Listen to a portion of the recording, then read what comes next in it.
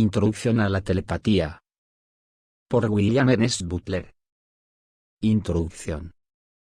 He procurado, en esta obra, hacer llegar algunas ideas acerca de lo que se conoce como telepatía.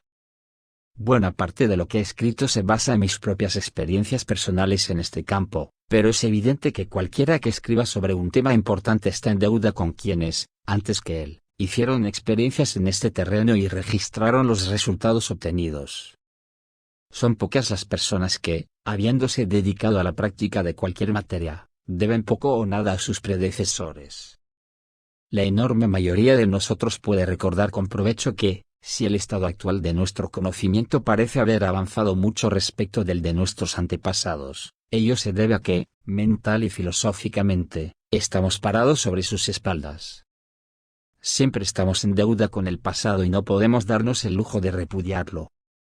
Y ello es verdad con un libro como este, pero, al tratar un tema como el de la telepatía, nos encontramos frente al obstáculo de una singular carencia de información impresa y que buena parte de aquello con lo que contamos está redactado de manera tan complicada que a la persona común le resulta difícil extraer una idea clara del asunto. La fuente principal de lo poco que hay escrito es la Sociedad Británica para la Investigación Psíquica. Existen una o dos fuentes más pero, desde todo punto de vista práctico, la sociedad, a la que en adelante designaremos con las siglas SIP, continúa siendo la autoridad en la materia. En los últimos años, los registros de algunas de las muchas sociedades parapsicológicas existentes han contenido estudios de resultados obtenidos en el campo de la telepatía, pero también en este caso, la persona común no puede comprenderlos con facilidad. En este libro he procurado ofrecer, de manera más simple, los resultados obtenidos por algunos de los investigadores más destacados en materia de telepatía, pero, principalmente, él contiene mis propias experiencias y experimentos en este fascinante campo de la investigación sobre facultades ocultas de los seres humanos. Notis auton decían los antiguos griegos: conócete a ti mismo. Y esta advertencia, seguida fielmente, nos conducirá a lo largo de uno de los caminos hacia el poder interior. Debo agradecer, finalmente, el asesoramiento y asistencia que me fueron brindados por muchos de mis colegas en esta tarea, pero más que a nadie, la colaboración y estímulo que recibiera de mi mujer. Este libro debería servir de ayuda a quienes llegan a esta materia por primera vez, pero también a quienes ya la han estudiado. Este es mi deseo sincero y, con esta esperanza, lo lanzo al mundo. Capítulo 1. ¿Qué es la telepatía? Eso es telepatía. Son palabras que se dicen a menudo cuando algún suceso curioso dentro del campo mental sacude al hombre común sacándolo de sus hábitos mentales, pero, por lo general, la palabra está mal usada en la mayoría de los casos. Definamos, pues, esta palabra telepatía ya que nada es más cierto, como alguna vez afirmara el Dr. Johnson, que si uno define los términos que usa ello evita muchas discusiones. La palabra proviene de las primeras épocas de la SIP, fundada en tiempos victorianos para estudiar aquellos hechos extraños que ahora generalmente designamos como fenómenos supranormales. El profesor Sir Hewick, Frank Podmore y F. H. W. Myers fueron tres de los fundadores de dicha sociedad. Myers, que era un estudioso de los clásicos y un poeta de considerable mérito, inventó la palabra telepatía, formada por dos vocablos griegos que juntos significan sentir a distancia. Esta palabra se acuñó para designar con ella todos aquellos casos de actividad supranormal que significan alguna clase de acto a distancia entre individuos. Según su propia explicación de la palabra, ella se proponía cubrir todo aquello que significara la comunicación de impresiones de cualquier clase de una mente a otra, independientemente de los canales aceptados de los sentidos. Se trata de una definición lo suficientemente amplia como para incluir en ella la mayoría de fenómenos supranormales, pero él y sus cofrades de la sociedad inventaron otra expresión para aplicarla a esta acción y reacción telepática cuando se la ejercía de manera consciente. Dicha expresión es transferencia de pensamiento y simplificaremos las cosas si pensamos en la telepatía cuando nos referimos al campo más amplio y general y en la transferencia de pensamiento como en un aspecto particular de aquel campo. Como se verá más adelante, existen otros aspectos especiales que se deben considerar pero, por el momento, utilizaremos la palabra telepatía tanto para la transferencia de pensamientos, sentimientos y deseos conscientes cuanto inconscientes y quizás también para referirnos a otras cosas. Cuando se fundó la SIP, sus investigadores comenzaron a estudiar desde dos distintos ángulos los fenómenos telepáticos y de transferencia del pensamiento. Reunieron muchos casos de manifestaciones espontáneas de telepatía y los verificaron cuidadosamente. Al mismo tiempo, comenzaron una serie de experimentos seriamente elaborados sobre transferencia del pensamiento. Una reputación internacional. No es necesario, para nuestros fines, que nos refiramos con mayor detalle a la historia de la SIP, excepto para afirmar que ha logrado tener una reputación internacional como sociedad con elevado nivel científico en su enfoque de todos los supuestos hechos supranormales. Todo material procesado por la SIP tiene enorme valor como evidencia. Algunos de nosotros, si bien reconocemos y valoramos este material, desearíamos que su marco de referencia fuera un poco más amplio, ya que es mucho lo realizado en este campo desde que la sociedad comenzara sus investigaciones. Conviene notar, al mismo tiempo que la sociedad considerada como un todo carece de un punto de vista oficial sobre los temas supranormales.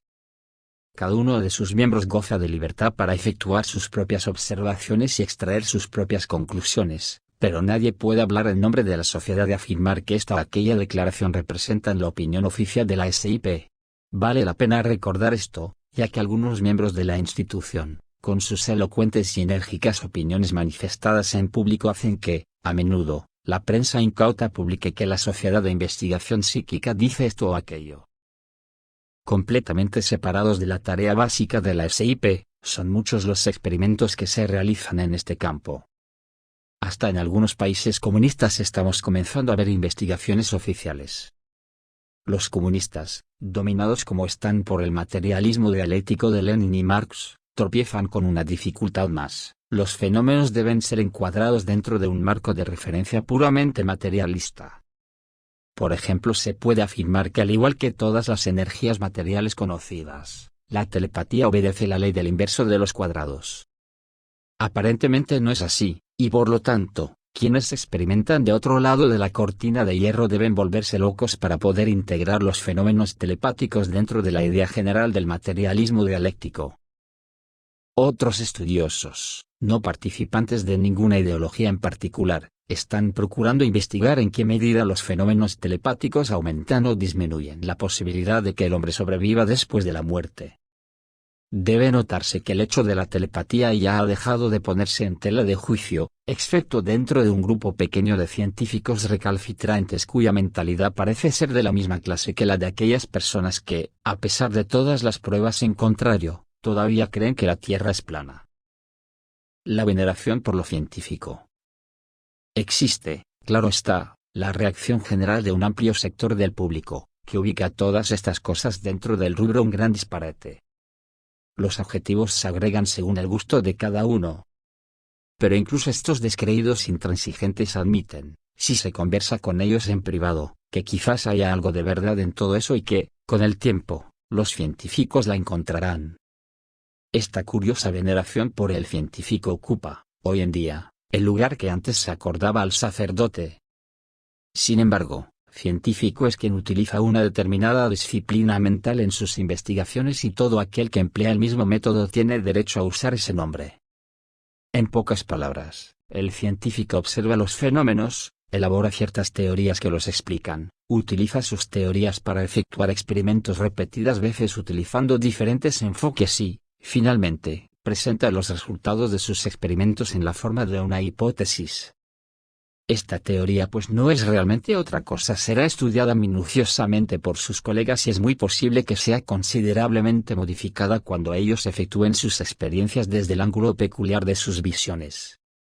Hay, además, muchos científicos que, como muchos teólogos, son incapaces de aceptar teorías nuevas si ellas no se adaptan a su manera de pensar, y esta gente hará lo mejor o lo peor que pueda para desacreditar tales teorías y quienes las preconizaron.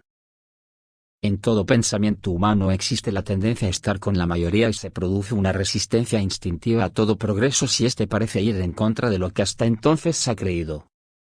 No solamente existe resistencia sino que se produce un resentimiento apasionado y la historia del pensamiento humano demuestra de manera bien clara hasta dónde pueden descender aún los mejores hombres. Ello se debe a la tremenda fuerza del instinto de rebaño que existe en todos nosotros y nos hace sentir emocionalmente mal dispuestos contra cualquier idea nueva que pudiera dislocar el orden establecido de las cosas.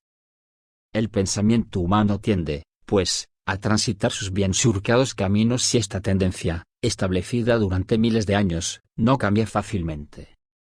Pero, como dice muy bien el profesor en el libro de Oliver Wendell Holmes, The Professor at the Breakfast Table, un surco es lo mismo que una tumba, pero no tan profundo. Sin embargo, esos surcos pueden llegar a ser las tumbas del pensamiento independiente. La historia demuestra que a todas las organizaciones humanas les puede ocurrir esto. También demuestra que llega un momento en el que algunos se apartan de la rigidez, sea ella científica, médica, religiosa o ideológica. Los fenómenos supranormales. Notamos en la actualidad un gran movimiento hacia nuevas maneras de pensar, nuevos enfoques de la vida y nuevos métodos de investigación sobre temas que las instituciones ortodoxas antes descartaran con desprecio. Hay mucha tontería, mucha credulidad y mucho fanatismo alrededor de los fenómenos supranormales. Esto vale no solamente para quienes aceptan la posibilidad del ocultismo, sino también para quienes, en el lado opuesto, tienen un descreimiento compulsivo que los lleva a negarse a creer en la evidencia, dicen tonterías, y son igualmente fanáticos en sus denuncias y en la persecución de quienes piensan de manera diferente. En realidad la tendencia a una persecución maligna es mayor en los grupos más rígidos. Sin embargo, estos dos campos opuestos más o menos se neutralizan entre sí y podemos dejar que se peleen a la luz de sus propios prejuicios. Lo que aquí esperamos es hacer un llamado a los pensadores abiertos y liberales de todos los niveles y colocarlos frente a una información que les permita estudiar, con espíritu verdaderamente científico, este aspecto de lo supranormal en forma teórica y práctica. Muchos piensan que los instrumentos de laboratorio, los tubos de ensayo, los mecheros de Bunsen y los aparatos eléctricos son esenciales para el trabajo científico. Esto es solo parcialmente verdad, ya que todo depende de la clase de investigación que esté emprendiendo el científico, física, química, biológica, electrónica o psicológica, para mencionar solo unas pocas. Otras emplean elementos muy simples. La mayoría de quienes se dedican a la ciencia psíquica necesitan de pocos auxiliares. El principal instrumento es uno mismo, aun cuando puedan emplearse, además, varios mecanismos para registrar los fenómenos. Hasta ahora he presentado al lector la situación desde un punto de vista científico y esta es una parte esencial de todo nuestro procedimiento si es que queremos producir resultados que resistan las severas críticas a que seguramente serán sometidos. Pero la mayoría de la gente no se preocupa demasiado por el aspecto científico oficial. Se limitan a querer comprobar por sí mismos si una facultad como la telepatía realmente existe, de qué manera funciona, cómo se la puede desarrollar en la persona común y qué se puede hacer con ella. Llegamos aquí a la esfera de los valores y juicios morales, ya que, como todos los demás dones, se puede hacer uso o abuso de la facultad telepática. Estas frases de introducción son suficientes, pensamos, para servir de fundamento a una consideración de las condiciones generales bajo las cuales funciona la telepatía y de las distintas formas que reviste. A continuación, proporcionaremos ejercicios básicos necesarios para producir la actividad de la facultad de algunas técnicas que resultarán de utilidad. La medida con que se utilizará el método científico en la investigación es algo que queda bajo el control de cada uno. Cuanto más nos acerquemos a los niveles científicos, mayor será la probabilidad de que se acepte nuestro trabajo. En nuestra opinión, el mejor enfoque es el intermedio, ya que no conviene ser demasiado rígido en esta tarea. Los sujetos que utilizamos en nuestro trabajo telepático no son sustancias químicas inertes ni instrumentos mecánicos, aun cuando puedan utilizarse algunos de ellos. Nuestros principales instrumentos son seres humanos vivientes y pensantes, y esto es algo que debemos siempre recordar. El hecho de dejar de reconocer estos elementos personales a menudo ha reducido o totalmente inhibido, en el pasado, cualquier clase de resultado. Humores cambiantes. Si bien la facultad telepática es común a todos, su desarrollo requiere una ilimitada paciencia, cualidad que no es tan común como debería en esta época de inquietud y apresuramiento. Como acabamos de decir, nuestros instrumentos son seres humanos, vivientes y sensibles. Sus estados de conciencia mentales y emocionales están en constante cambio y, de este modo, varían las condiciones en las cuales se realiza nuestra investigación. Estos humores cambiantes deben observarse tanto en el emisor cuanto en el receptor. Por sobre todas las cosas, sin embargo, lo que se requiere es el estado mental que un famoso científico victoriano describe como contentarse con sentarse humildemente ante la naturaleza y seguir el camino que ella marca.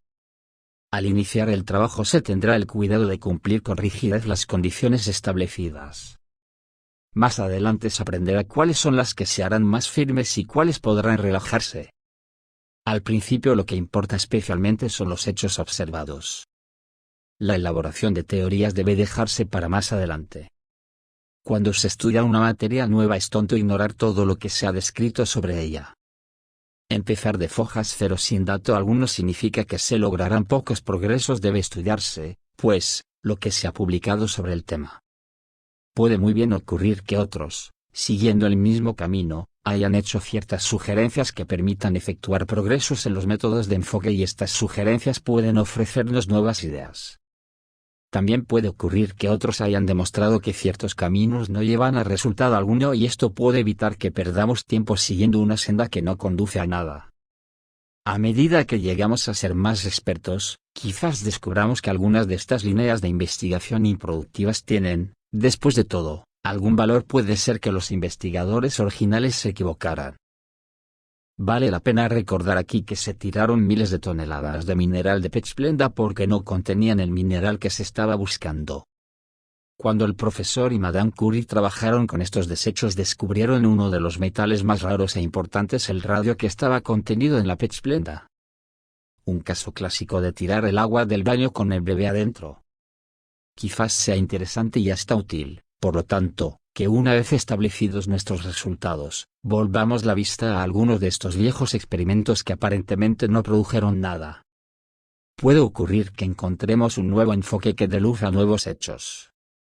Cuando se comienza a leer un libro como este por primera vez, siempre es tentador ignorar los capítulos que le sirven de introducción.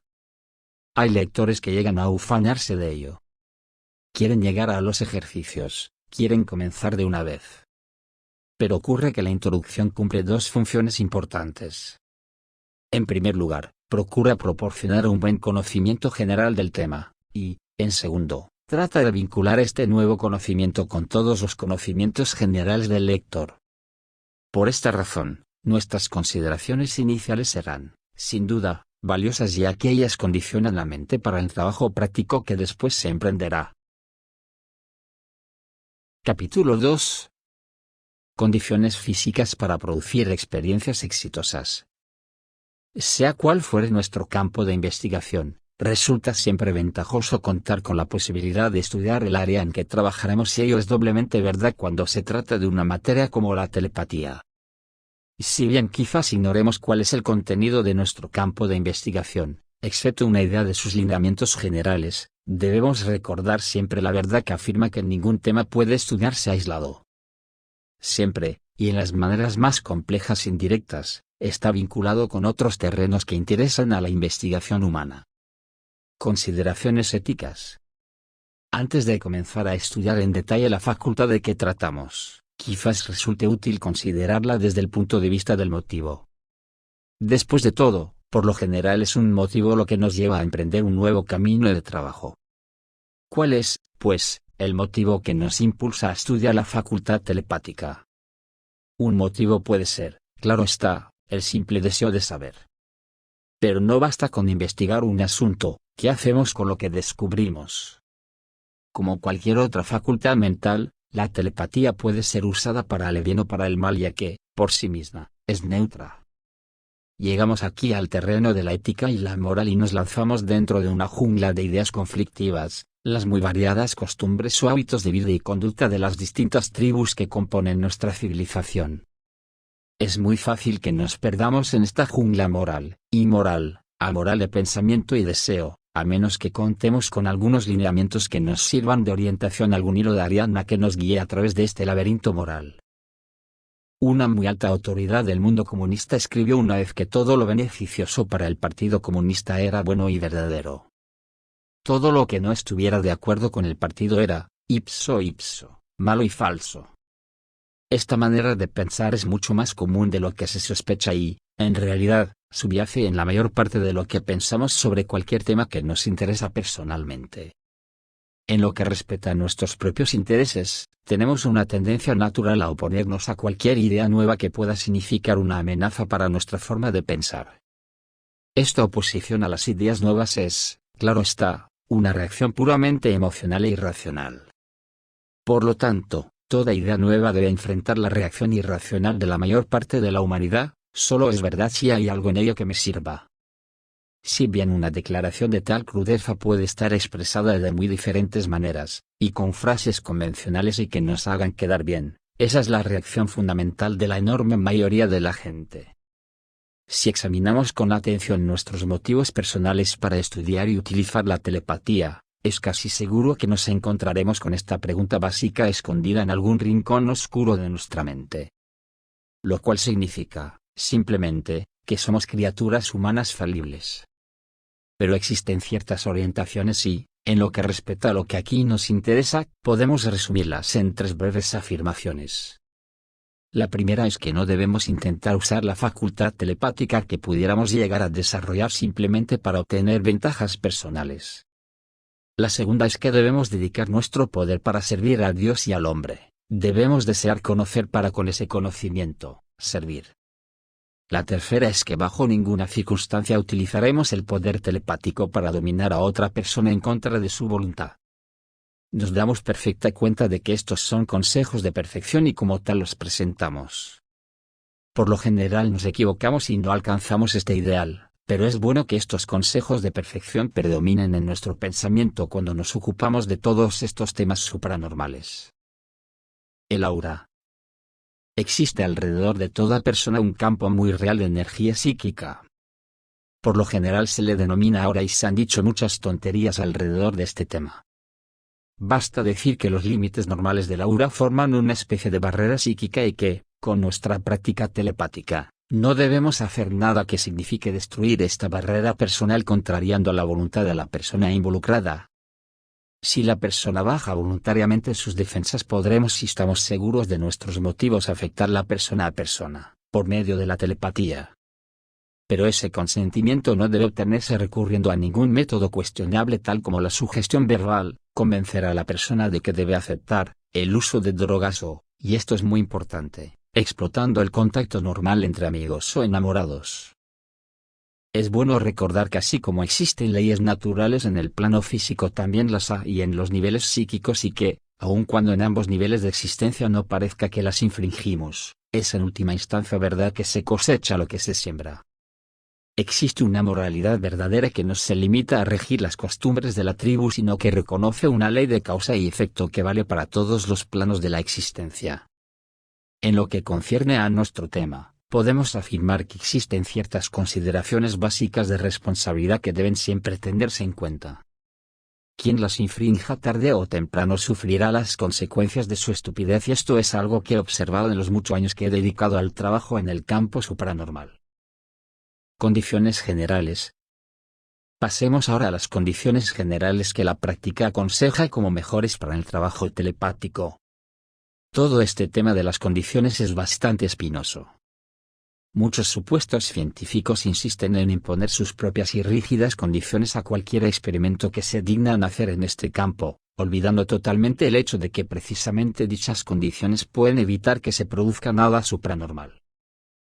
Si cuando estamos sacando una fotografía algún individuo de una tribu de salvajes primitivos insistiera en sacar el rollo de la cámara para examinarlo a la luz del sol antes de haber sacado la foto, nuestros esfuerzos habrían sido en vano, ya que la película habría sido arruinada por la misma luz que, usada en las debidas condiciones, nos habría permitido sacar una fotografía perfecta. Nuestro fastidio cuando el amigo de la edad de piedra proclamara que lo de la fotografía era un engaño sería muy similar al que sienten los investigadores frente a una mentalidad de edad de piedra disfrazada de condiciones científicas. Es mejor, por lo tanto, no imponer condiciones demasiado rígidas en las primeras etapas del trabajo. A medida que se van haciendo progresos en los experimentos, se determinarán cuáles son las condiciones necesarias. Ellas variarán de una persona a otra, pero surgirá una pauta general y ella indicará cuáles condiciones deberán mantenerse con firmeza y cuáles se podrán relajar. Si bien es conveniente emplear las palabras emisor y receptor con referencia a las dos personas involucradas en la experiencia telepática, nuestra práctica nos dice que aunque, superficialmente esto es verdad, los procesos más profundos son algo diferentes.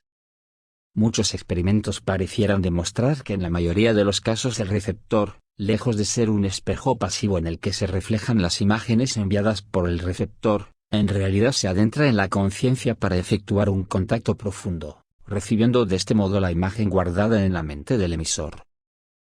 La analogía común con la radio no es aplicable a esta forma de transferencia telepática. Pueden darse varios niveles de transferencia telepática y esto hace que la tarea presente elementos complejos. Encontramos aquí un hecho curioso. Cuando el emisor piensa que el receptor está a cierta distancia, los resultados se ven limitados por estas ideas que tienen acerca de la distancia. Pero si imagina con fuerza que el receptor está cerca de él, los resultados son significativamente mejores. Esto parecería indicar que es verdad la enseñanza ocultista según la cual, en los niveles más profundos, la distancia es una cuestión de simpatía y no de física. De todos modos parecería que mejoran los resultados obtenidos si el emisor trabaja como si esto fuera verdad. Capacitación para la telepatía. Corresponde que nos ocupemos aquí de la cuestión de la capacitación para la telepatía.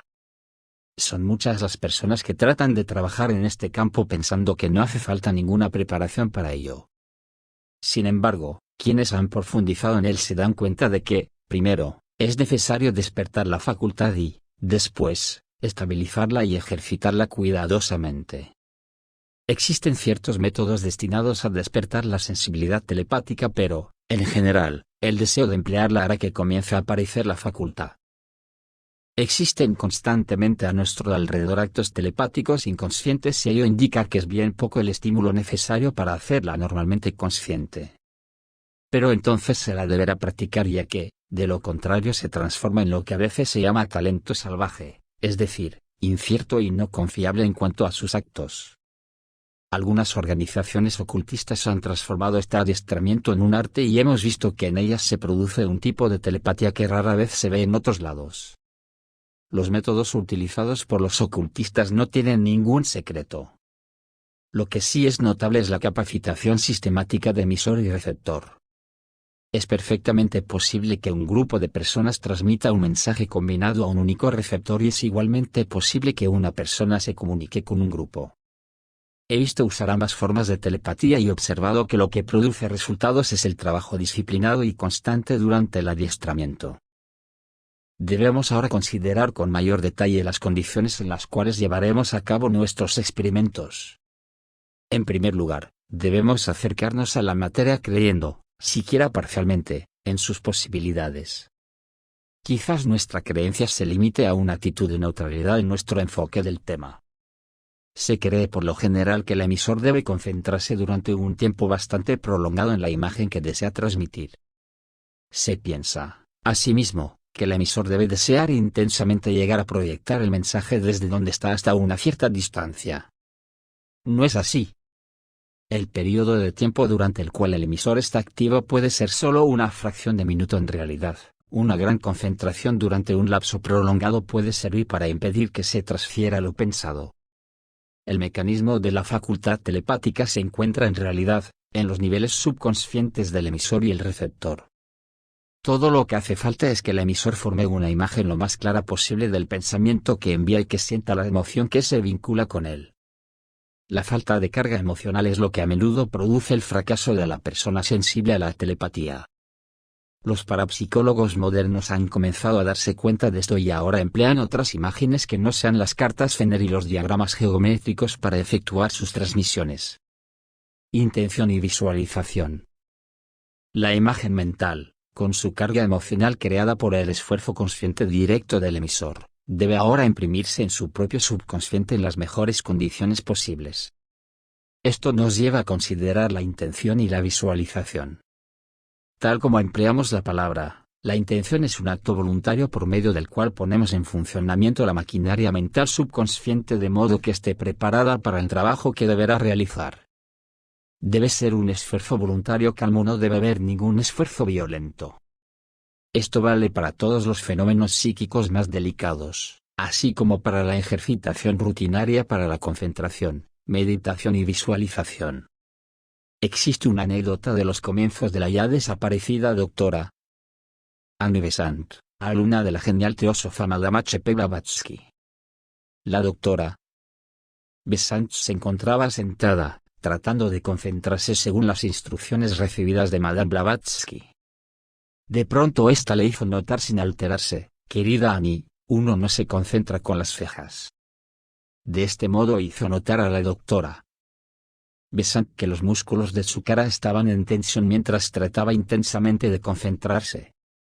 La mayoría de los principiantes caen en este error que surge del estrecho vínculo existente entre la mente y el cuerpo y debido al cual éste responde a las distintas tensiones mentales y emocionales. Existe un lenguaje del cuerpo que lo expresa automáticamente.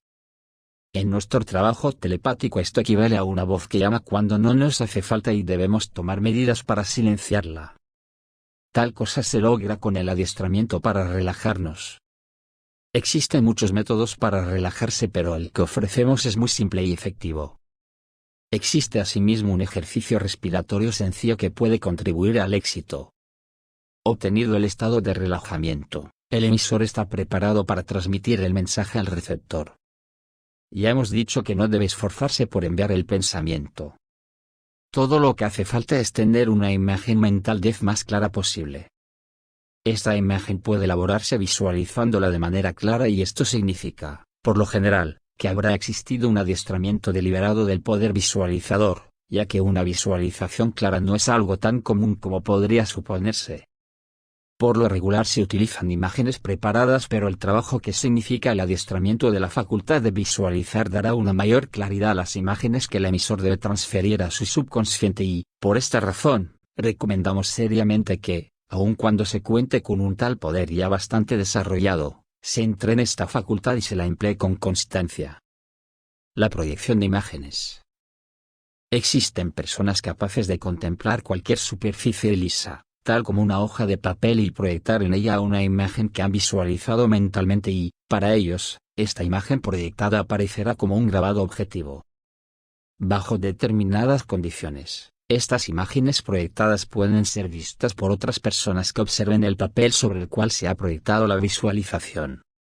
Tenemos entonces un caso de telepatía compartida y son muchas las experiencias realizadas en este sentido. Hace tiempo conocí a una niñita que podía dibujar siluetas sorprendentemente exactas. Cuando se le preguntaba cómo lo hacía, respondía: pienso y dibujo una línea alrededor de lo que pienso. Es evidente que estaba proyectando una imagen visual interior. Pasando a una categoría distinta, también conocí a un paragnosta. Nota: paragnosta, persona dotada para producir fenómenos estudiados por la parapsicología. Otto von Bourg, que podía proyectar estas imágenes en una bola de cristal, imágenes que podían ser vistas por cualquiera que observara la bola de cristal al mismo tiempo. Es posible que, en este caso, entraran también en juego otros factores. Volvamos pues, a nuestro emisor. Sentado, relajado y con intención de transmitir la imagen o grabado de su mente consciente, se impondrá a los niveles sensibles de su mente subconsciente y se abrirá a los niveles correspondientes de la mente del receptor. Cuando existan las condiciones adecuadas, de ahí surgirá a su conciencia y el receptor la registrará.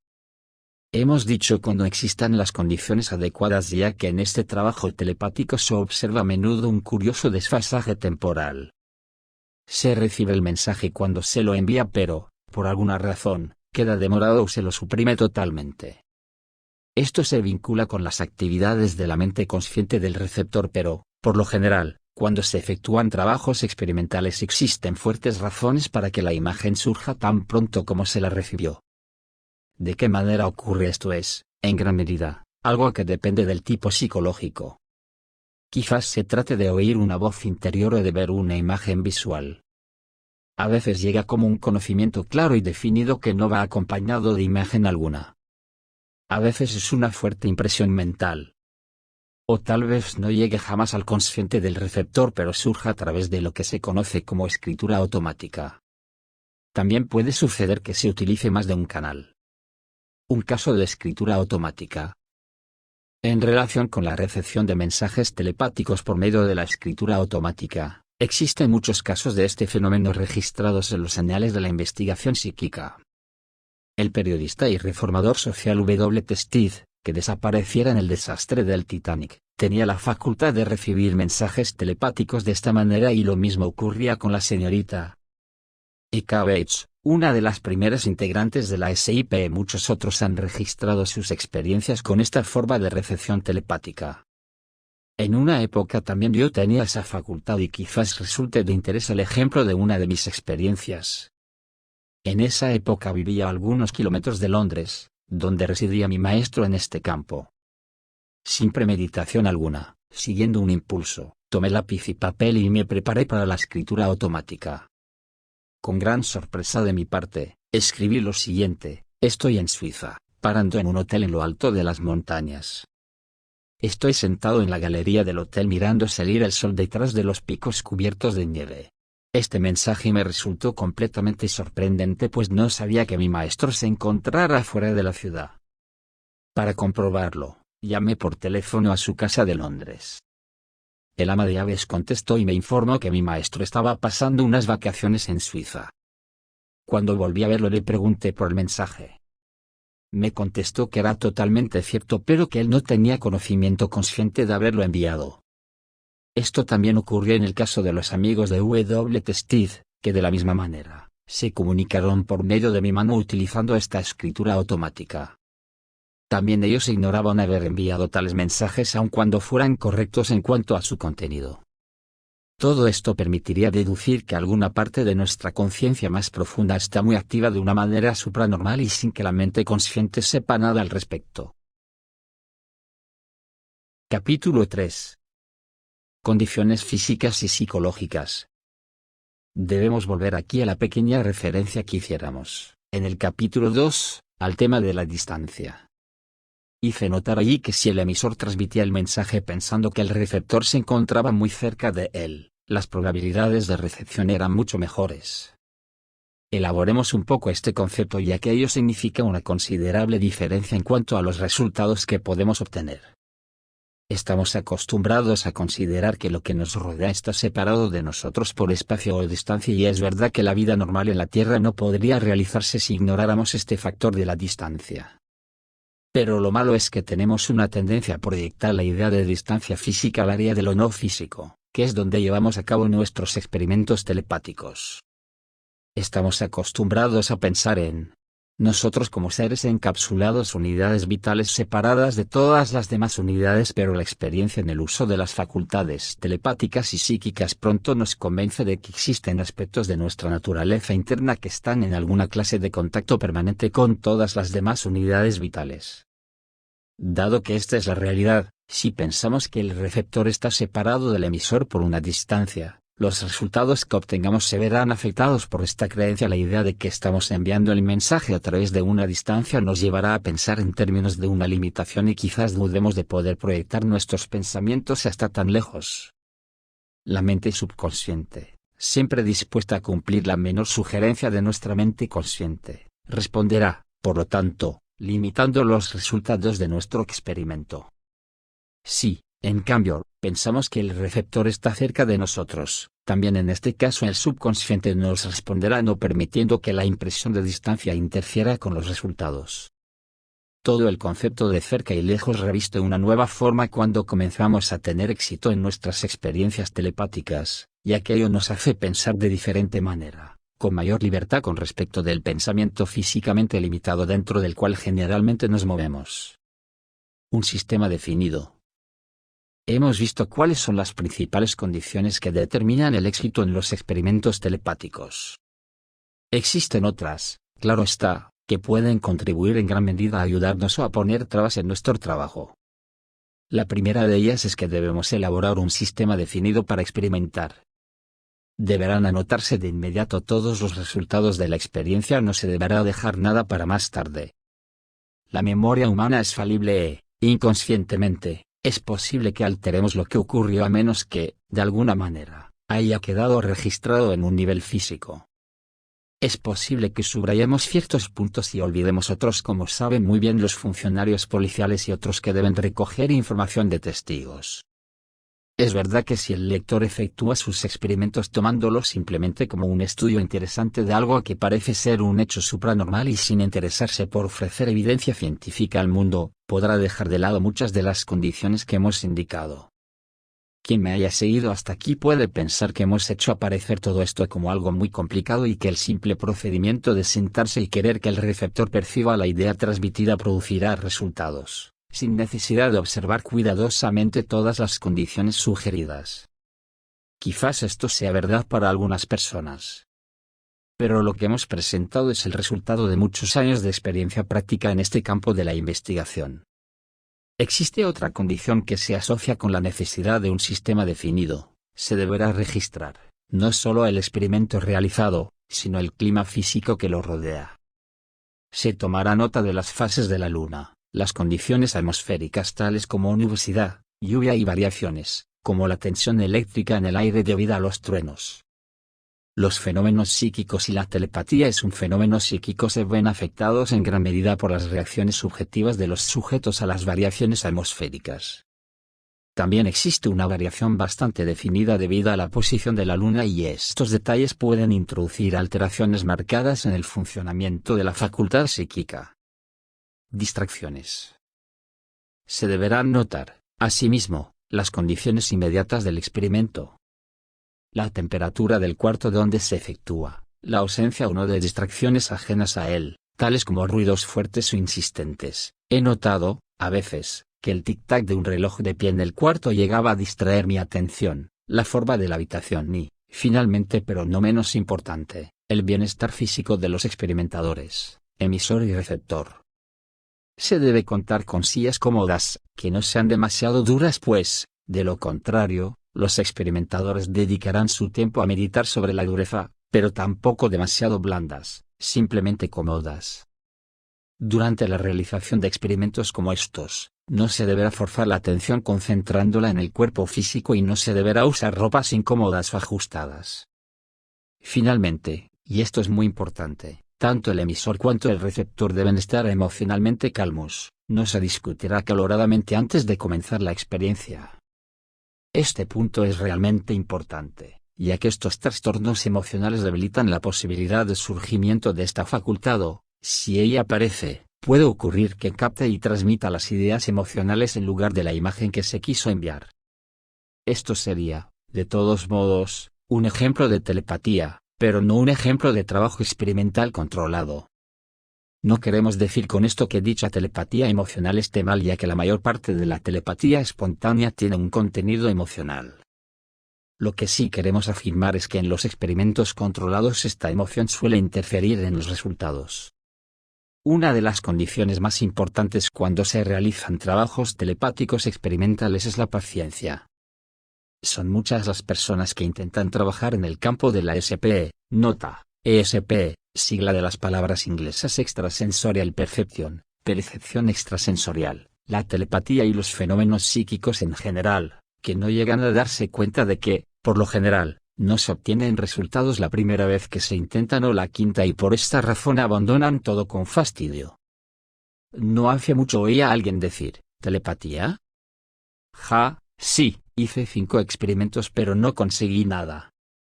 Dudo de que se produzca alguna vez. Lo que estas personas no entienden es que, así como contamos con los órganos físicos de los sentidos, también puede ocurrir que existan órganos suprafísicos similares por medio de los cuales la mente recibe impresiones derivadas de una fuente suprafísica y reacciona ante ellas. Los órganos de los sentidos físicos han evolucionado a lo largo de millones de años, pero puede muy bien ser que los de los sentidos suprafísicos no estén tan desarrollados. De a poco, sin embargo, y cada vez de manera más creciente, aparecen personas en quienes estos sentidos más profundos parecen estar activos, y si bien en algunos casos estos sentidos no surgen normalmente en la mente que se está despertando, necesitan de muy poco estímulo para aflorar. Condiciones psíquicas exteriores. Estas personas suelen ser los mejores receptores y, dado que el uso de una facultad hace que ella adquiera mayor fuerza y amplíe su radio de acción, estos sensitivos naturales resultan ser muy útiles. no siempre es posible afirmar si un determinado perceptor es de la clase telepática y solo repetidos experimentos podrán indicar si es así. Hay algo, sin embargo, que la larga experiencia en este campo nos muestra con claridad. Se notará que estas personas son particularmente sensibles a las condiciones externas que hemos mencionado, lunares, solares, atmosféricas y emocionales. Esta sensibilidad a las condiciones externas introduce siempre un elemento de incertidumbre en cuanto a los resultados. Puede, incluso, determinar el fracaso de una experiencia hasta tanto no se las controle. Es importante que quienes toman parte en experimentos telepáticos entiendan que tanto quien emite como quien recibe son seres humanos y están sujetos, por lo tanto, a reacciones emocionales que pueden determinar su éxito o fracaso.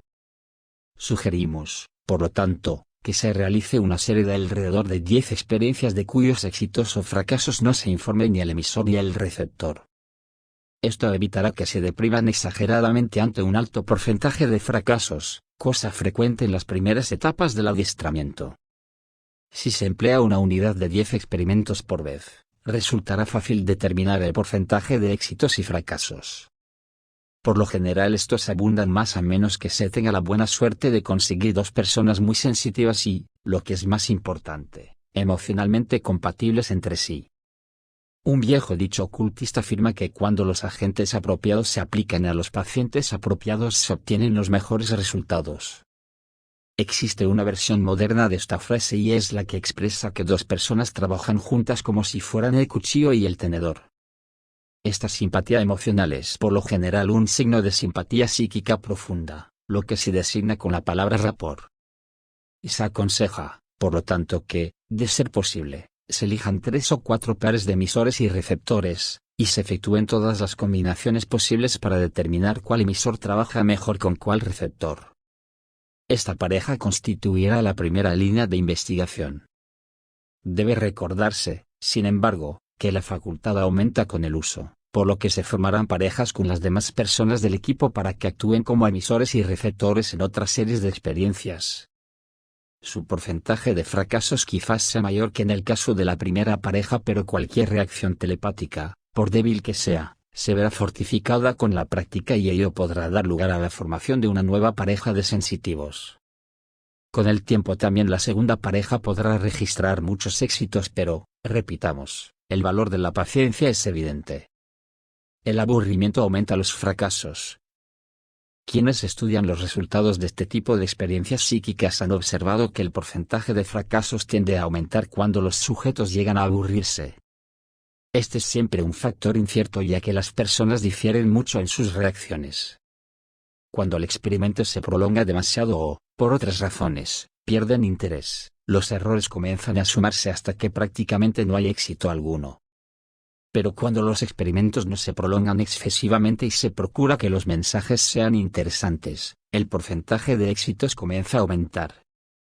Cuando se logra y estabiliza el rapport entre dos sujetos, ello hace que el porcentaje de éxitos y fracasos favorezca a aquellos y, con la práctica, los experimentos se irán más o menos independizando de los factores emocionales y de otro tipo que antes obstaculizaron su realización. Estos factores adversos jamás se eliminarán por completo, pero ya no molestarán como antes. Además podremos haber determinado de qué manera influyen en los resultados y lo tendremos en cuenta en todas las experiencias. Cuando el emisor se ve limitado a transmitir un único símbolo geométrico, una cruz, un cuadrado, un triángulo o un esbozo muy simple, puede ocurrir no solo que se aburra, sino que también deje vagar su pensamiento, y este hecho se refleja de manera considerable en los ejercicios de concentración que ya recomendará como tipo de adiestramiento adecuado para posibles telépatas. La conciencia de imagen. La mente subconsciente, que es la que nos interesa ahora, es primordialmente una conciencia de imagen y responde más fácilmente a imágenes de objetos que a ideas abstractas. Por imágenes no queremos decir, claro está, exclusivamente imágenes visuales, sino que incluimos todas aquellas que elaboran los demás sentidos, tales como el tacto, el gusto, el oído y el olfato. Si el mensaje enviado contiene más de un tipo de imagen sensorial, sus probabilidades de que lo registre el receptor serán mucho mayores. Cuando se ofrecen instrucciones sobre el arte de meditar, por lo general se nos dice que debemos comenzar con una imagen simple, tal como un cuadrado o un triángulo, y fijar nuestra atención en ella durante el mayor tiempo posible. Una abundante experiencia en este terreno me permite afirmar que este método hace que las cosas resulten mucho más difíciles de lo que debieran y que, en todo caso, produce un aburrimiento que es fatal tanto para la concentración cuanto para la telepatía. Sea cual fuere la imagen empleada para desarrollar la concentración, lo importante es que sea lo más interesante posible y, lo mismo que en lo que respecta a la telepatía, es conveniente que incluya algunas de las imágenes producidas por los otros sentidos. El mismo principio es aplicable, como hemos dicho, a la transmisión telepática. Tendríamos un ejemplo en el caso de un emisor a quien se le dijera que transmitiera la imagen de un rosal lleno de capullos. No solo tendría en su mente la imagen visual, sino también el perfume de las flores, la frescura de las hojas, la suavidad de los pétalos y el agudo pinchazo de las espinas de los tallos.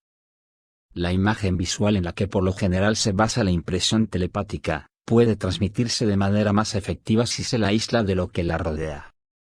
De lo contrario, podría ocurrir que se transmitiera inconscientemente algo de este entorno, pero, como esos elementos del medio no están contenidos en la imagen que se desea enviar, puede suceder que, aun cuando el receptor los capte, se los considere sin importancia alguna y se dé por sentado que la experiencia ha sido un fracaso. En realidad, posiblemente fue un verdadero éxito desde el punto de vista telepático, aun cuando no se haya recibido la imagen que se tenía la intención de transmitir.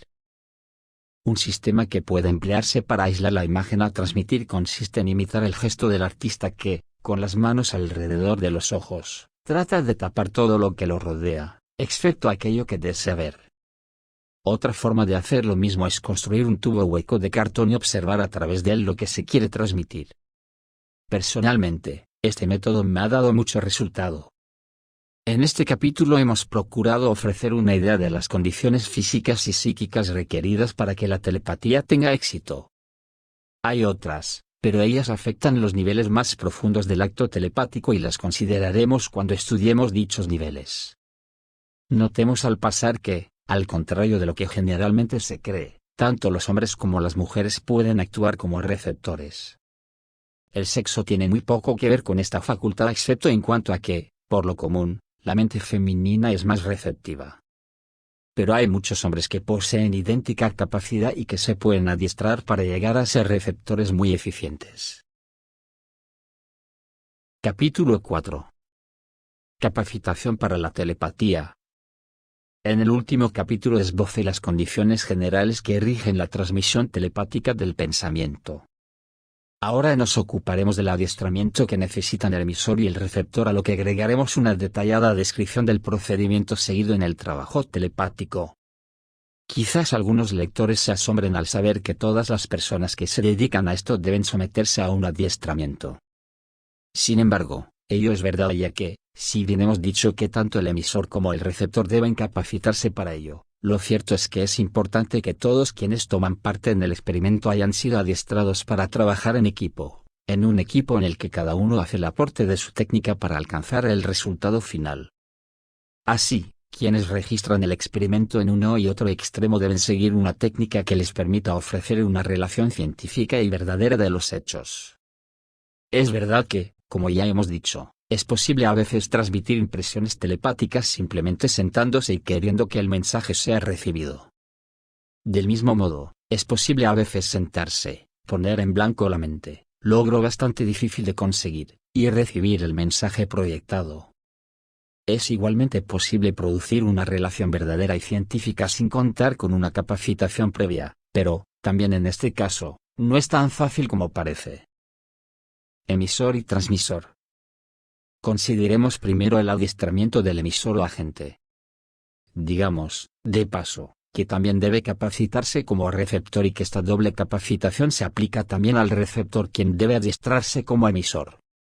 Ambos tipos de adiestramiento deben ser seguidos por los dos de manera que ni el uno ni el otro se muestren parciales en uno u otro sentido. La base del trabajo es el equilibrio. Los peligros que entraña un trabajo desequilibrado son mayores para el receptor que para el emisor, ya que ello puede hacerlo demasiado sensible a las influencias exteriores. Cada método de capacitación debe ser considerado por separado, aun cuando ambos tengan muchas cosas en común. consideremos brevemente en qué se basa el adiestramiento del emisor.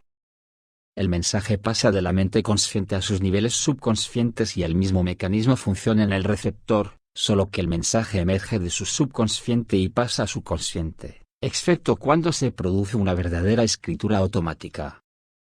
En ambos casos el subconsciente es el agente real y lo que se requiere es, por una parte, transmitir la imagen del consciente del emisor a su subconsciente y, por la otra, transferir la imagen del subconsciente al consciente del receptor. Relajamiento y técnica respiratoria. Es necesario encontrar, por lo dicho anteriormente, alguna manera de vincular ambos niveles mentales, de modo que, por así decirlo, surja el subconsciente o una parte de él en la mente consciente.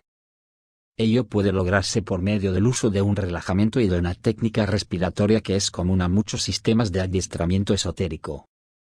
Estos ejercicios se basan en el principio según el cual la persona común está en un continuo estado de estrés, especialmente hoy en día, y ello resulta en una indeseable tensión entre la mente y el cuerpo.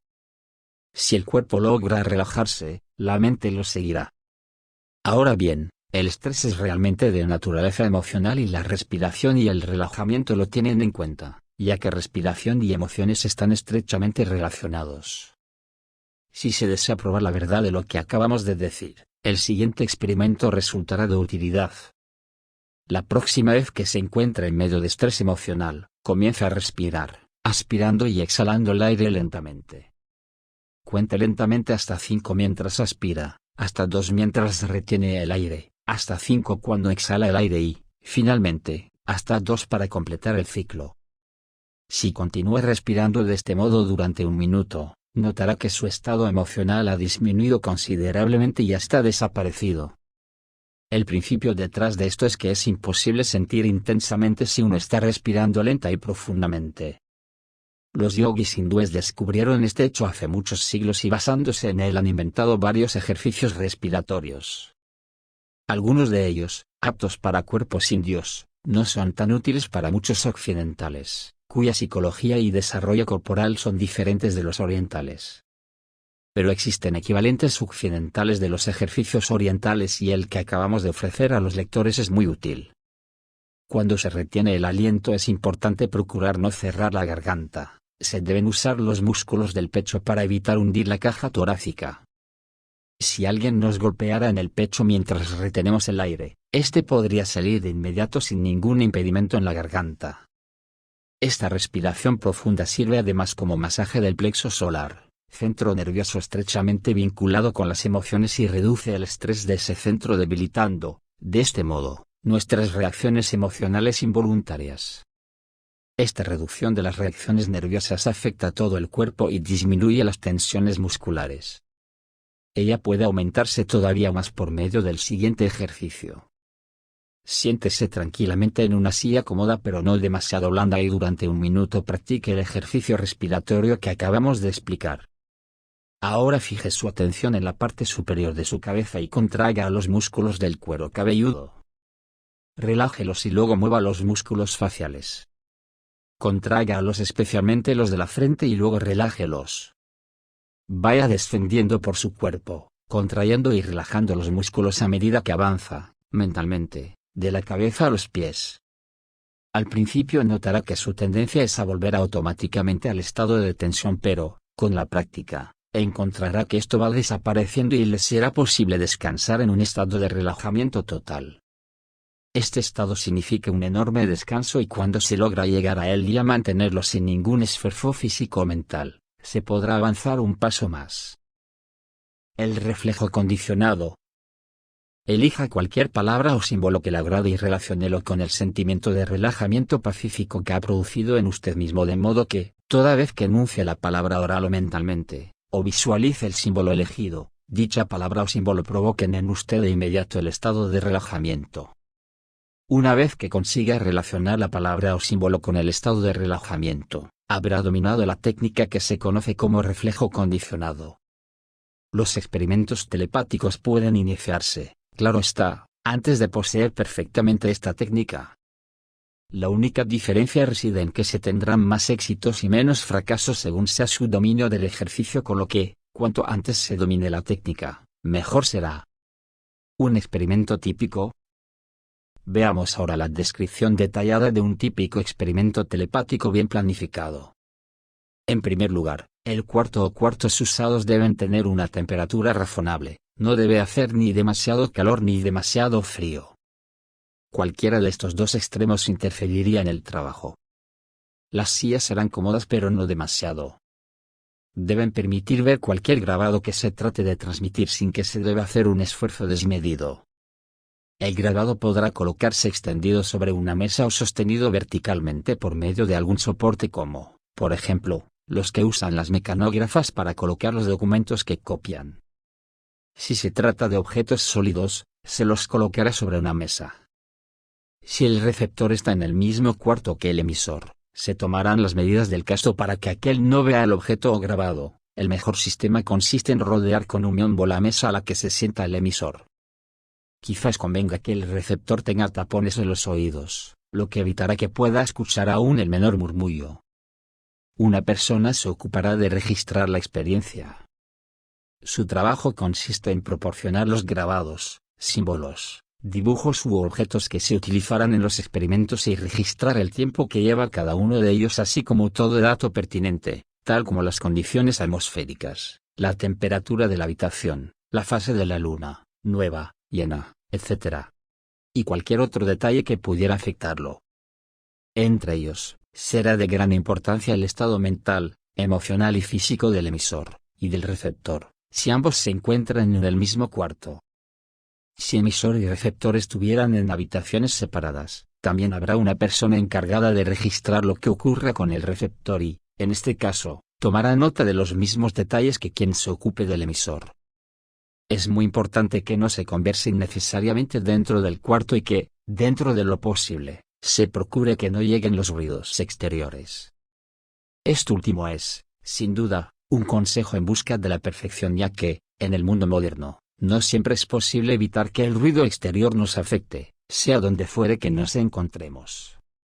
Pero si nos es posible lograr un poco de silencio, ello ayudará mucho. La palabra subvocal. Que los experimentos tengan lugar en una única habitación o que el receptor esté sentado en otra es algo que, en realidad, depende de que se cuente o no con otro cuarto.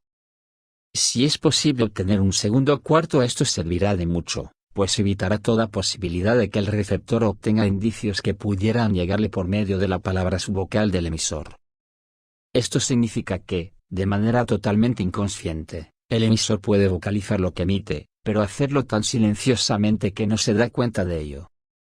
El receptor, sin embargo, encontrándose sensibilizado, puede quizás captar los casi inaudibles sonidos. Muchos experimentos con sujetos mesmerizados e hipnotizados han demostrado, en este sentido, que es posible inducir en el sujeto un estado de hiperestesia o sensibilidad extrema de los sentidos y, personalmente, he sido testigo de sujetos mesmerizados que captaban lo que se decía. Esta sensibilidad extrema puede llegar a arruinar la experiencia telepática, por lo cual es preferible que emisor y receptor estén en diferentes habitaciones. Si ello es posible, es aconsejable que quienes registran el experimento en uno y otro cuarto sincronicen sus relojes para poder controlar con exactitud la hora de emisión y de recepción. Con esto dejamos descritas las condiciones en que se desenvolverá el emisor. ¿Cuáles serán las condiciones requeridas para el receptor? En general, las mismas, tales como eliminación del ruido y de incomodidad física. Además, se le proporcionarán papel, lápices y lapiceras para que las utilice cuando reciba cualquier impresión. Si emisor y receptor están en diferentes habitaciones, también con el receptor habrá quien registre la experiencia. También en este caso, la luz no será demasiado intensa, pero lo suficiente como para que se puedan tomar notas. La primera transmisión. Supongamos que el encargado de registrar la experiencia ya ha reunido una cantidad de grabados, símbolos, dibujos o pequeños objetos que se utilizarán en el experimento. Esta persona guarda todos esos elementos, no los muestra a nadie y los dispone de modo tal que se use solamente un artículo, grabado o dibujo por vez. El cuarto está preparado y ya está todo listo para la primera transmisión. El registrante toma un grabado, dibujo o símbolo y lo coloca frente al emisor, sentado a la mesa. El emisor estudia el grabado u objeto mientras permanece sentado tranquilamente relajado después de haber logrado este estado por medio del ejercicio que hemos ya descrito. Entretanto, quien registra escribirá una descripción del objeto grabado en su libro de registro, en el cual ya habrá dado entrada a todos los demás datos necesarios. A la hora exacta convenida entre él y quien registra con el receptor, dará la orden de comenzar.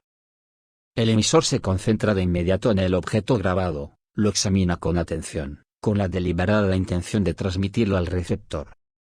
Continúa observándolo tranquila y relajadamente.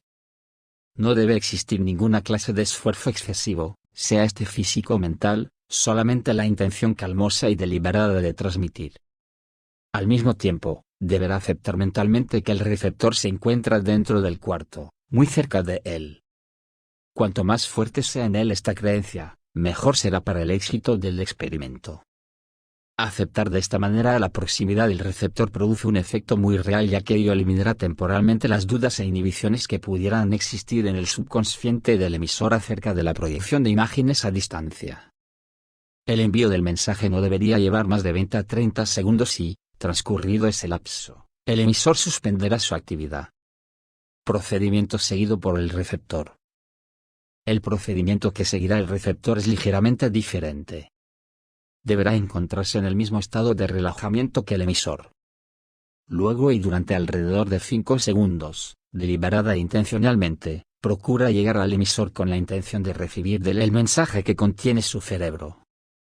El receptor descansará después tranquilamente y esperará cualquier impresión que pueda llegarle.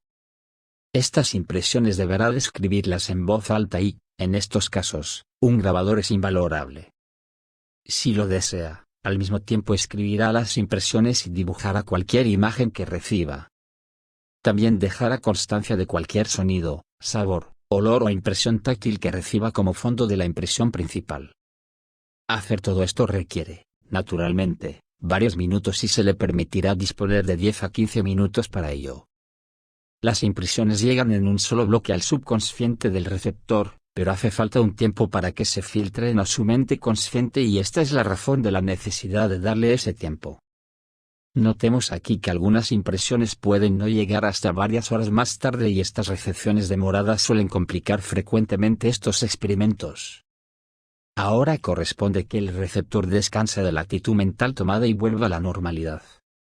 Puede aprovechar este periodo de descanso mental para caminar por la habitación, lo que lo ayudará a romper el curso de ideas que el experimento ha iniciado en su mente. Entretanto, quien registra la prueba, se ha ocupado de poner en marcha el grabador y lo ha detenido una vez que el receptor ha terminado de dar sus impresiones. Si no se utiliza un grabador, la persona que registra deberá escribir todo lo que dice el receptor acerca de las impresiones que recibe. Esto puede resultar difícil a menos que lo haga taquigráficamente, por lo que siempre es preferible emplear un grabador. El registrante deberá incluir en el registro un relato de todas las condiciones prevalentes en el momento del experimento.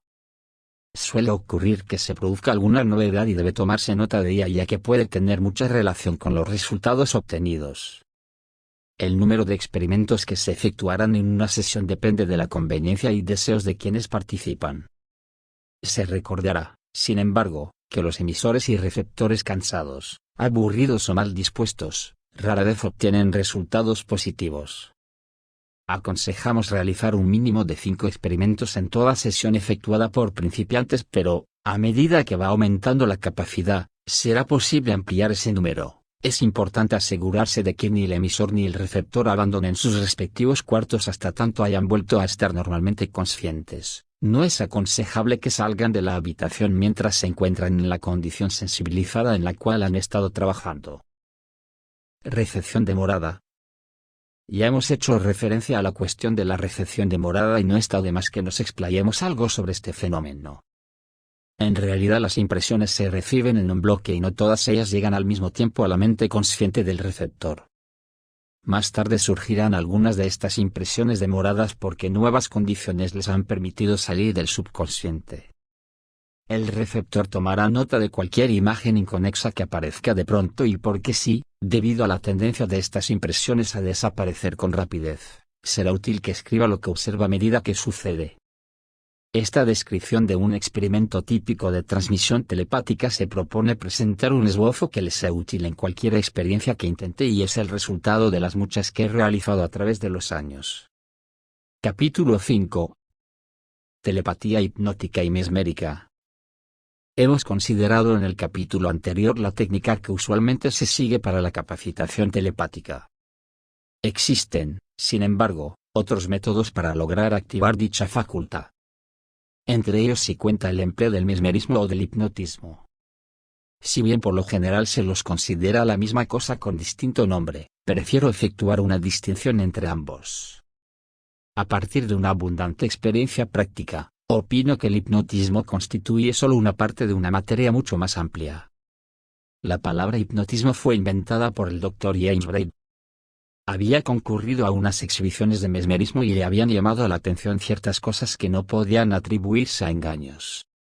En aquella época, el tema del mesmerismo se discutía acaloradamente en los círculos médicos y muchos charlatanes habían hecho de él una práctica muy lucrativa. Los fenómenos mesméricos recibieron su nombre por su descubridor, el Dr. Anton Mesmer. Por varias razones este médico cayó en desgracia con la medicina establecida de su tiempo y se designaron dos comisiones para que examinaran los supuestos fenómenos de magnetismo animal. La comisión de 1784 produjo un dictamen sumamente desfavorable para los mesmeristas, pero la segunda, de 1831, fue favorable. Sin embargo, la implacable hostilidad de la profesión médica de Inglaterra y Francia llegó a tal grado que médicos capaces, como Esdale, quien realizó amputaciones de cirugía mayor en un hospital mesmérico que el gobierno de la India le ayudó a dirigir, y Elliotson, de Londres, al que sus colegas obligaron a renunciar del cargo que desempeñaba en un hospital, se vieron sujetos al insulto y el vituperio de sus colegas. En relación con el trabajo realizado por Esdale en la India, está comprobado que efectuó operaciones tales como la amputación de miembros y la ablación de grandes tumores del escroto sin utilizar anestesia alguna. Quien haya leído la historia de la cirugía anterior al descubrimiento de anestésicos como el éter y el cloroformo, tendrá una idea del terrible sufrimiento que significaba entonces una operación, pero las grandes virtudes del empleo del trance mesmérico hacían que el paciente no sintiera dolor alguno y que el shock postoperatorio del que por lo general moría la mayoría de los pacientes se redujera al mínimo. A pesar del hecho de haberse efectuado esta cirugía sin dolor, una eminente autoridad médica proclamó públicamente que los pacientes de Esdale estaban realmente conscientes mientras sufrían la amputación de una pierna o un brazo, pero simulaban no sentir nada. O bien afirmaban que se habían desmayado. En respuesta a esta estupidez, Esdale invitó a la eminente autoridad a que se sometiera a una operación tal después de haber sido persuadido de desmayarse. Como era de esperar, la invitación no fue aceptada. El magnetismo animal. Todo lo que enseñan los mesmeristas es que existe una determinada energía vital, que ellos llaman magnetismo animal, capaz de ser enviada desde el cuerpo del operador para pasar a quien esté dispuesto a recibirla, produciendo ciertos estados mentales y corporales anormales en esa persona. Debido al clima existente en la ciencia médica en ese entonces y, desgraciadamente, durante mucho tiempo después, era imposible pensar, y médicamente resultaba una blasfemia, en la posibilidad de transferir energía nerviosa de una persona a otra. Era algo que no podía ocurrir y se tildaba de mentirosos, charlatanes o confundidos a quienes afirmaban que tal cosa era posible. Pero la idea se continuó sosteniendo para fastidio de los fieles que integraban los círculos médicos. El Dr. Braid presentó entonces una nueva idea, basada en sus observaciones de algunas exhibiciones mesméricas de las que había sido testigo. Estas exhibiciones, realizadas en music halls y otros lugares, contribuyeron en gran medida a degradar el fenómeno aun cuando, hasta hace muy poco tiempo, no había restricciones para la realización de funciones públicas de hipnotismo y mesmerismo. La teoría del Dr. Braid permitió que la profesión médica aceptara algunas de las afirmaciones del mesmerismo aunque continuara oponiéndose a sus principales teorías. Esto era particularmente en el caso de la supuesta transferencia de energía de una a otra persona, pues Braid demostró que era posible inducir determinados estados anormales del cuerpo y la mente haciendo simplemente uso de la sugestión mental, sugestión que llegaba a ser sumamente fuerte si se empleaban técnicas hipnóticas que él mismo había creado. Es decir, que quedaron algunos resabios de la técnica mesmérica, pero aquellos de nosotros que hemos utilizado ambos métodos estamos firmemente convencidos de que es mucho más difícil trabajar como mesmerista que como hipnotizador. Tengo el recuerdo personal de muchas horas de adiestramiento con pacientes para encontrar la mejor manera de efectuar los pases que se emplean en el mesmerismo. Quizás esto explique la preferencia de los médicos por el hipnotismo. Sin embargo, los nuevos trabajos parapsicológicos que hoy se realizan en Rusia y en los países detrás de la cortina de hierro, así como los de los Estados Unidos, parecen justificar en gran medida a Mesmer. La fotografía Kirlian, que muestra claramente algunas formas de energía que salen del cuerpo, no es sino una de las pruebas que se acumulan en favor de las teorías mesméricas. Los fenómenos psíquicos más elevados. Es verdad que el hipnotismo puede producir muchos de los fenómenos mesméricos, ya que con él es posible controlar los niveles subconscientes de la mente del sujeto. Al mismo tiempo, algunos de los fenómenos psíquicos más elevados, posibles de obtener con métodos mesméricos, rara vez se producen utilizando técnicas hipnóticas puras. Cuando el hipnotismo produce estos fenómenos más elevados, se observa que el hipnotizador posee el físico característico del mesmerista, lo que puede significar que quizás, inconscientemente, tiene el poder mesmérico que contribuyó a su éxito. Pero no conviene generalizar, ya que posiblemente existan muchos factores desconocidos que actúan en este campo. Para finalizar estas consideraciones sobre las técnicas mesmérica e hipnótica, quizás deberíamos agregar que, separado completamente de la actuación del operador, es posible adiestrar al sujeto para que produzca el trance sin ninguna ayuda exterior.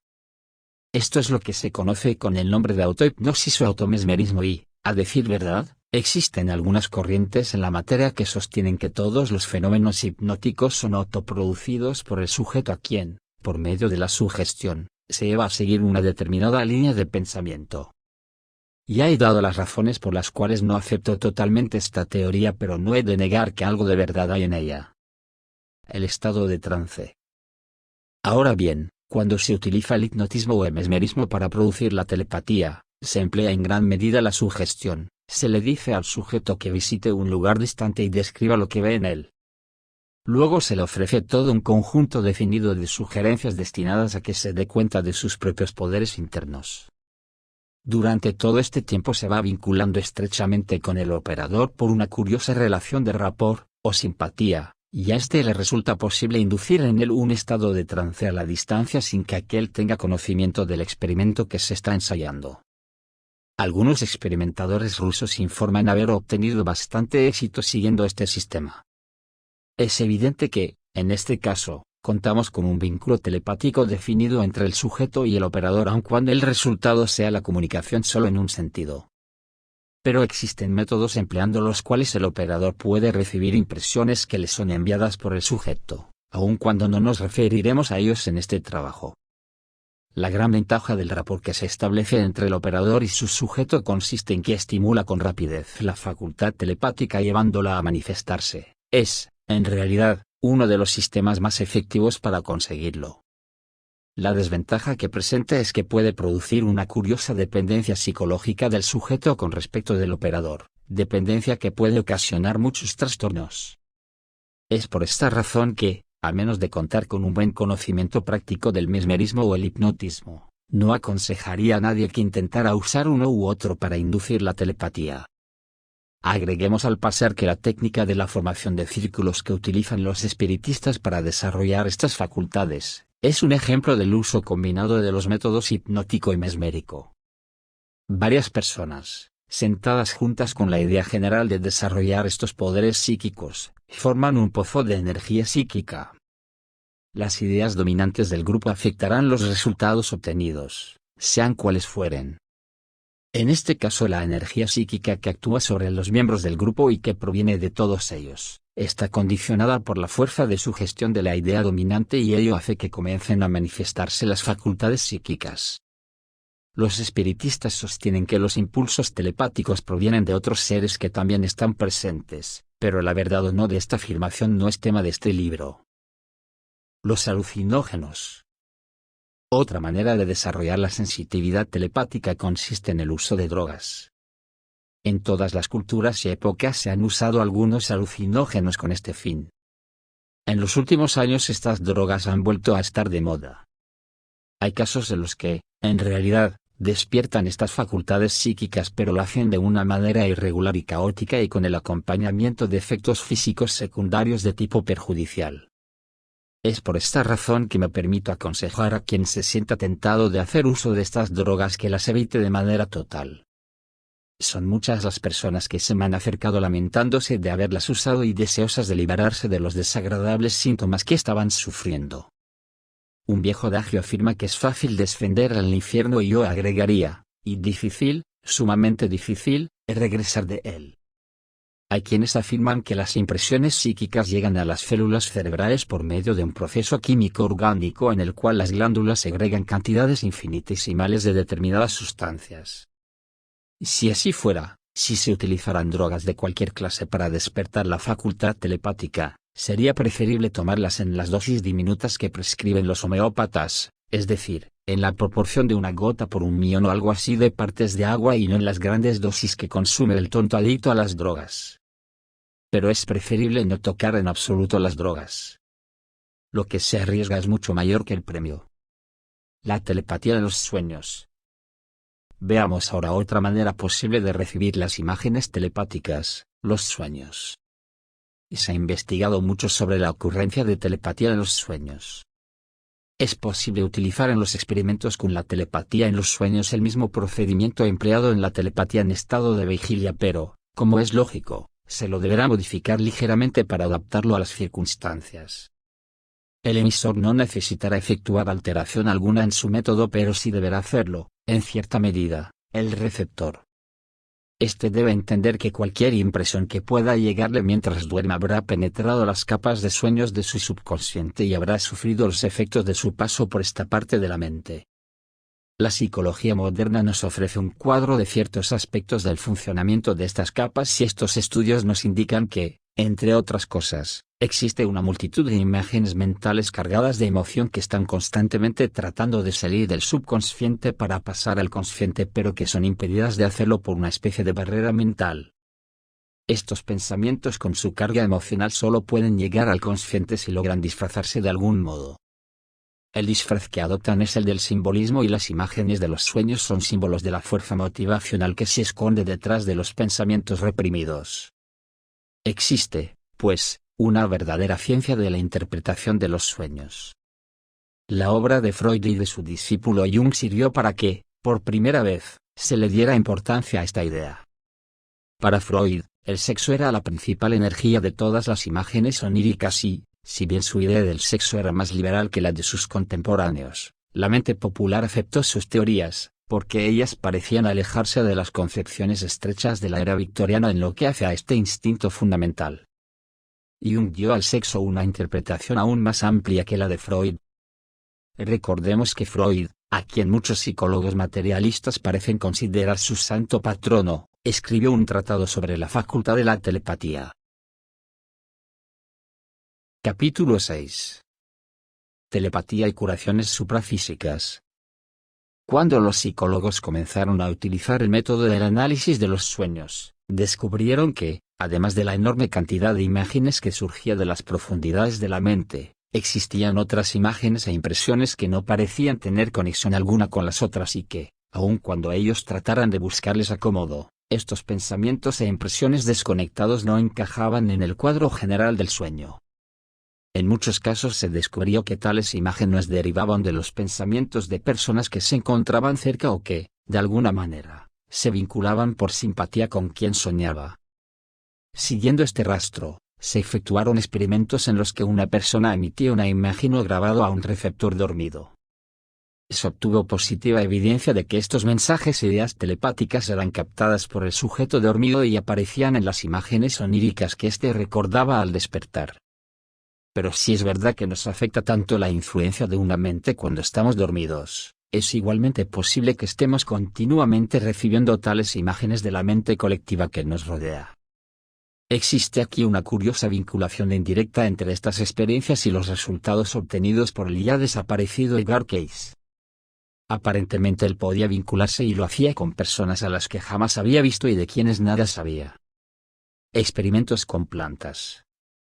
No podría ser, como sostienen algunos místicos, que estamos siempre relacionados en mente y espíritu con toda la humanidad o, mejor aún, con todos los seres vivientes? También a este respecto hay algunos experimentos recientes realizados con plantas y que parecerían demostrar que éstas se ven afectadas por los pensamientos de quienes las rodean.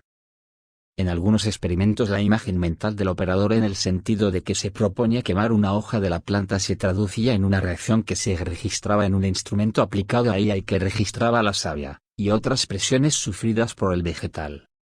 La naturaleza mística parece haberse anticipado a este descubrimiento ya que el misticismo proclama la unidad de toda la naturaleza, y parecerían existir pruebas experimentales de que ello es verdad.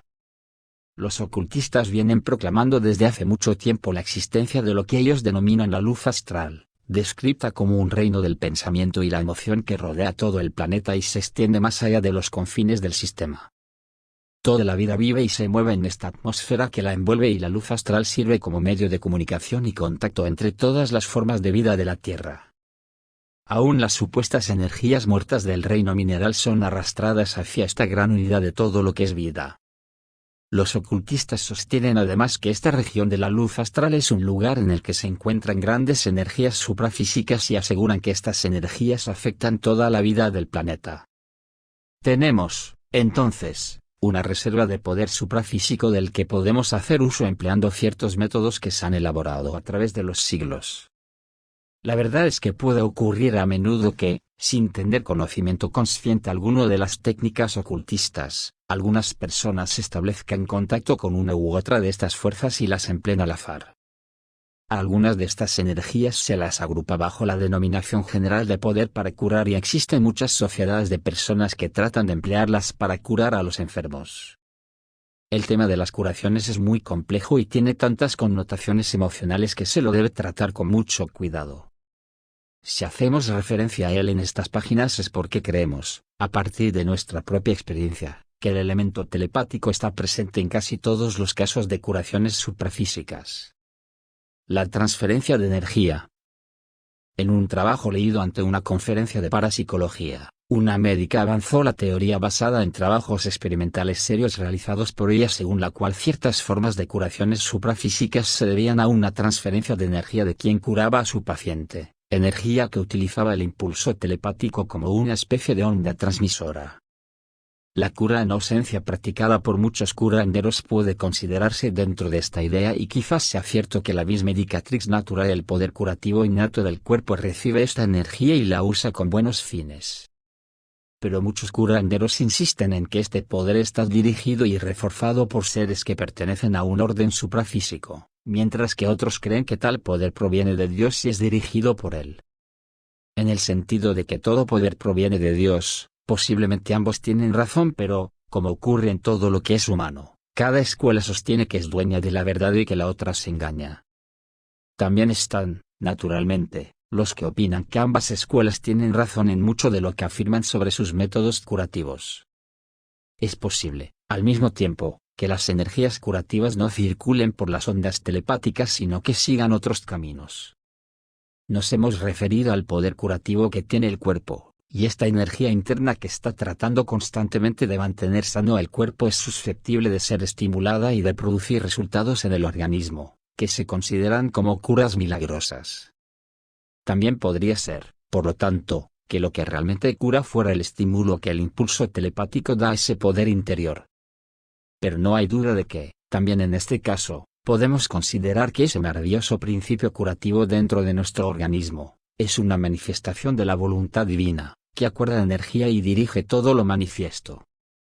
Es posible que el poder interno así estimulado ponga a su servicio muchas de las fuerzas y energías de la luz astral. Seres superfísicos. He afirmado que algunos curanderos sostienen que reciben la ayuda de seres superfísicos mientras que otros dicen trabajar en cooperación estrecha con tales seres, supuestamente descarnados. Las personas sensibles que reciben la ayuda de tales curanderos han percibido a veces la forma del curandero parada a su lado aun cuando ignoraran en qué momento éste estaría dando salida a la cura en ausencia. Parecería que, en estos casos, la persona sensible percibe alguna clase de impulso telepático cargado de energía que reviste la forma de la persona que lo emite. Existen muchos de estos casos de fantasmas de seres vivientes que han quedado registrados en los anales de la SIPE, pero debemos recordar que es abundante la evidencia sobre lo que se llama proyección astral, en la cual la conciencia de la persona abandona aparentemente el cuerpo físico tomando la forma de lo que parece ser un cuerpo más refinado, al que por lo general se denomina cuerpo astral. Podría ser, pues, que lo que estaba cerca del paciente fuera el curandero, en su cuerpo astral. Uno de los curanderos espiritistas más famosos, Harry Edwards, ha sido visto frecuentemente por sus pacientes a muchos kilómetros de donde se encontraba, en ese momento, su cuerpo físico. De la misma manera, en muchos casos de curaciones más ortodoxas, Jesús fue visto de igual manera, y uno de estos casos es el de la curación milagrosa de Dorothy Kerin. Además, y para completar la lista, algunos pacientes en quienes se ha aplicado la cura en ausencia han visto físicamente las formas de aquellos espíritus descarnados que, según se sostenía, eran los ayudantes invisibles del curandero. En mi opinión, no hay por qué pensar que solo uno sea el método legítimo para las curaciones supranormales, pero este es un tema que puede despertar tales reacciones emocionales que prefiero no tratarlo ahora. Solo he procurado demostrar de qué manera la telepatía puede ser uno de los principios que constituyen la raíz de estas formas de curar. Capítulo 7. Formas en el pensamiento telepático. Son muchos los hombres y mujeres que se sienten satisfechos usando sus facultades telepáticas sin preocuparse de las teorías que puedan existir sobre su naturaleza. Les basta con que la facultad funcione, aunque otros quieren saber cómo funciona. Estos últimos tienen ante sí un amplio campo para la investigación. Existe, por ejemplo, la cuestión de las formas pensadas, en las que pareciera que el poder del pensamiento crea formas definidas en los niveles más profundos, tal como ocurre en el trabajo telepático común, pero estas formas persisten como si fueran una especie de objeto separado, unido a la gente o a los objetos.